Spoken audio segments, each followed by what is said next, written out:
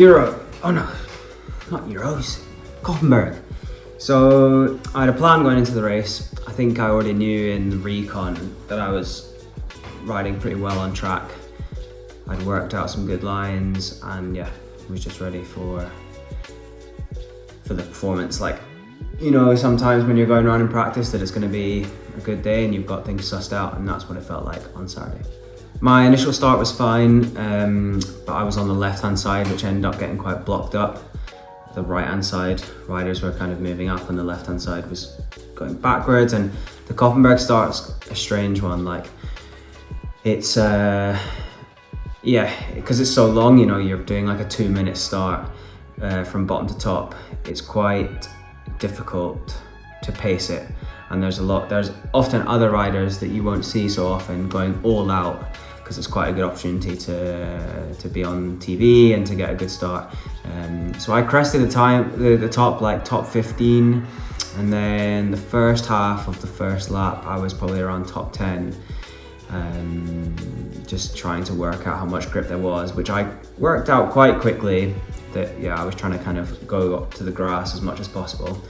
Then on the first kind of off camber, I realized, right, okay, I've got good grip, I've got good legs, I was riding through. Tone Arts crashed, I rode through all the way to second, and then it was just, I think, Victor van der Putte ahead of me. I almost got past him in a random place, but like shoulder barred him, and then went back to third. And then by the bottom of the last climb, I was leading. So I put my head down and just started riding my own pace, and got onto the cobbles with a gap actually at the end of the first lap, but rode my own pace. And by the top of the cobbles, after one lap, there were, I think, 4 of us together. I got the bonus seconds, which is quite interesting, as in I've never been in that position before. Thibaut came past me pretty soon after, and we were probably together for like a lap, but yeah, if you watched the race, you would have seen that there was no riding on the wheel. There was no like, yeah, different lines and fast bits and slow bits. Like, it wasn't really the type of race where you were to sit on someone's wheel. I'd say I was generally faster than Thibaut in the downhill sections, in the technical sections. He was running very strongly. I made a few errors. Well, the first 2 laps I was trying to ride a section that was a lot faster to run. Thibaut's running is really strong, so that part suited him quite well, so I would probably lose like a handful of seconds there. Another place I would lose time is actually on the cobbled climb. Thibaut would always, yeah, he'd take maybe 5-10 seconds out of me on the cobbles itself. And yeah, I mean, I was riding my limit to kind of conserve as much energy as possible and not make any mistakes, but yeah, that's one bit I was definitely giving away time. Yeah, looking back at the race, I realized that it was quite a good battle between me and Thibaut, but kind of in slow motion. We were 15-20 seconds apart the whole way, just sometimes get closer, sometimes get further away. But we were both just riding our best possible race.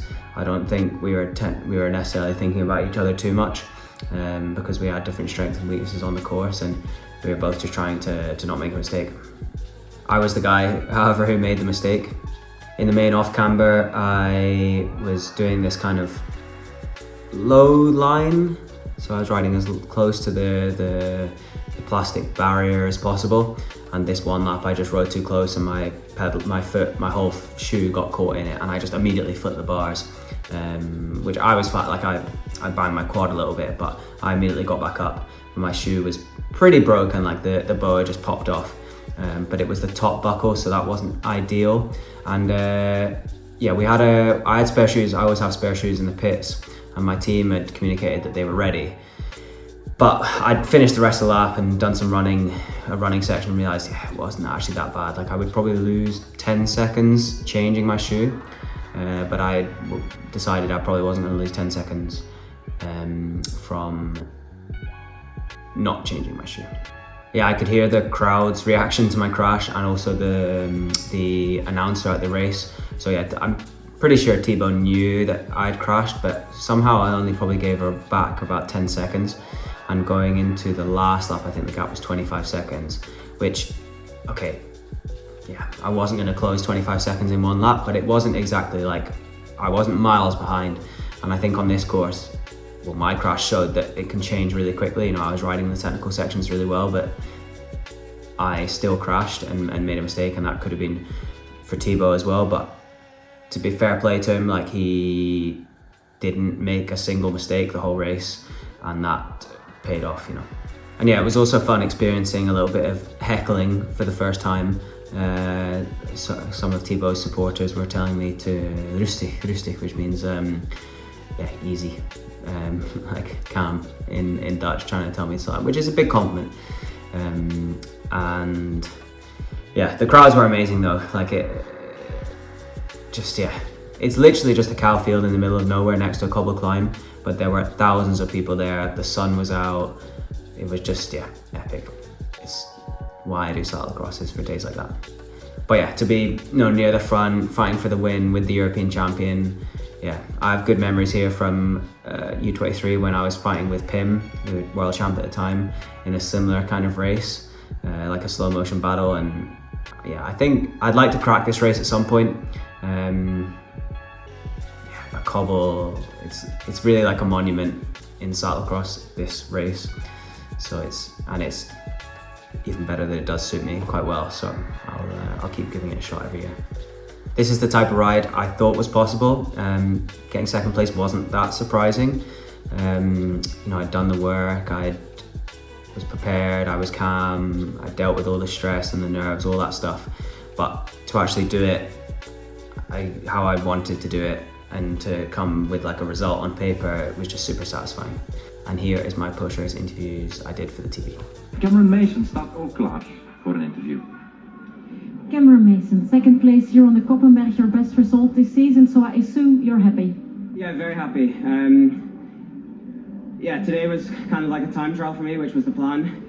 I knew already on the first lap what I was doing. I knew I was one of the fastest on course, so I just tried to ride my own race, and I knew the gap was kind of yo-yoing a bit with Thibaut, but I was more concentrated on keeping it close so that if he made a mistake, I was there. But at the end of I was the guy who made the mistake. But it was, yeah, just exactly how I planned it, and it results in a second, so it's really good. Because we talked to someone on your team, and he said Cameron Mason doesn't make mistakes, and then came that crash. Oh, maybe he cursed me a little bit, but no, I do think my one goal today was just to make as few mistakes as possible on a course like this. Already from the first lap, you have to immediately be riding the correct lines, and I kind of worked out in the recon that I knew where to go. I knew where the good lines were going to be, so I just tried to stick to my plan, and I actually had a lot of clear air to race, so it was really good. When did you feel like second place would maybe be the highest possible today?